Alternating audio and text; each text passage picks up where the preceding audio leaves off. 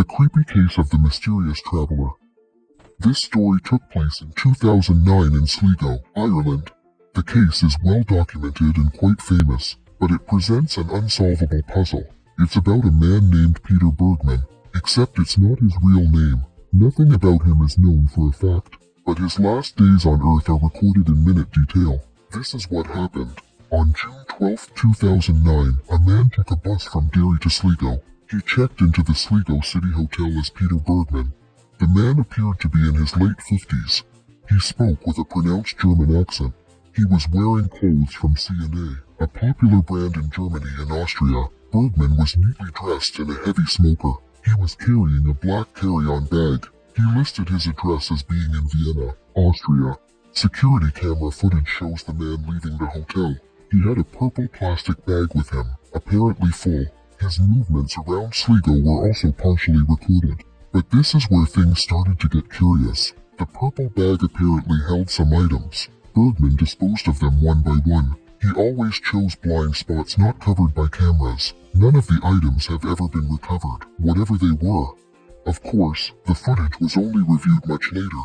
Meanwhile, Bergman returned to the Sligo City Hotel. The next day he walked to the General Post Office. Bergman bought 82-cent stamps and airmail stickers. On June 14th, he went out and called a taxi. Bergman asked the driver if there was a quiet beach nearby. He said he wanted to go for a swim. The driver drove him to the beach at Ross's Point. Then Bergman took the same taxi back to the hotel. On June 15th, he checked out, handing in his room key. The black carry-on bag was nowhere to be seen. Bergman left with 3 different bags. He then walked to Quayside Shopping Center. He stood in the doorway as if waiting for someone. Some minutes later he left, still carrying his 3 bags. He walked to the bus station, where he ordered some food. While he ate, he kept looking at some pieces of paper. He took them out of his pocket, examined them, and tore them up. Then he threw them into a trash can. Afterward, Bergman took a bus to Ross's Point. He walked along the beach, exchanging greetings with other walkers. At 6:45 a.m. the next morning his body was found on the beach.